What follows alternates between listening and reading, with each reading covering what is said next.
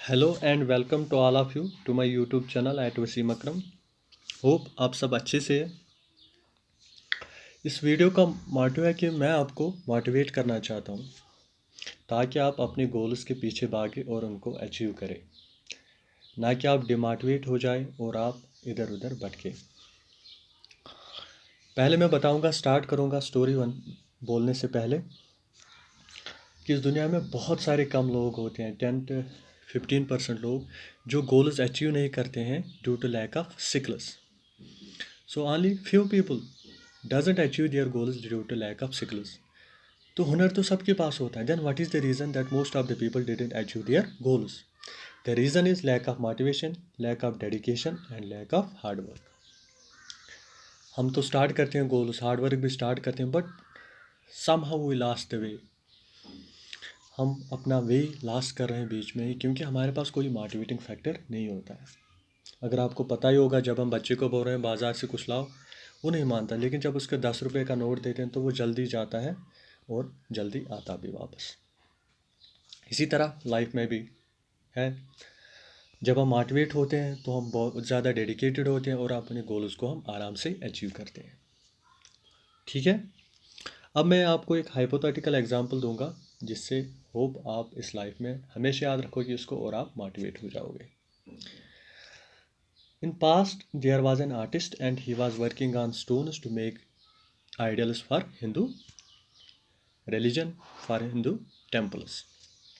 वो क्या करता था, वो अपना हुनर इस्तेमाल करता था पत्थरों के ऊपर और उनको भगवान बनाता था. एक दिन वो घर से निकला. he left the home in search of a stone in the forest. After a long search he found a perfect stone. बहुत टाइम के बाद उसने एक अच्छी स्टोन देखी और अपने टूल्स, ही put out his tools to start striking on the stone so that he will make it an idol. जब उसने हथियार करे, लेकिन जो स्टोन थी उसको पेन तो ऑब्वियसली होगा, तो उसने बर्दाश्त नहीं किया और उसने उसको बोला कि प्लीज़ मुझे छोड़ दे, मेहरबानी करके, मुझसे बर्दाश्त नहीं होता. तो ही left the stone and start again finding another stone. After some time he found another stone and took out his tools and make it a perfect Indian god. But the stone was too heavy. He was not able to bring it back home.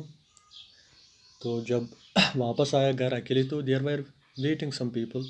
In fact they have made a new temple and for that they need a statue. भगवान चाहिए था उनके लिए, नया मंदिर बनाया था. तो इन्होंने उसको बताया कि हमें एक भगवान चाहिए.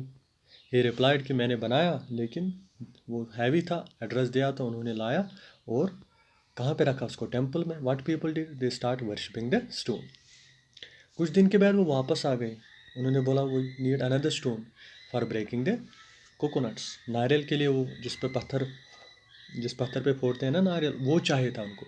तो इसके माइंड में वही पत्थर आई जिसने उसको बोला था कि मुझे कुछ मत कर लो. तो so they bought that stone and put it in the same temple. After some time the two stones have a conversation with each other. जिस पर नारियल फोड़ रहे थे उसने उसको बताया था कि आप लकी हो क्योंकि लोग आपकी पूजा कर रहे हैं और मैं अनलकी हूँ क्योंकि लोग मुझ पर नारियल फोड़ रहे थे. द स्टोन रिप्लाइड, कौन सी स्टोन, जिसको पूजा कर रहे थे, उसने बोला दिस अपॉर्चुनिटी आपके पास भी आई थी, पर आपने उस वक्त उस पेन को बर्दाश्त नहीं किया. इसका मोटिव क्या है कि हम दुनिया में कुछ भी हासिल कर सकते थे, लेकिन हम डेडिकेशन और हार्ड वर्क की वजह से.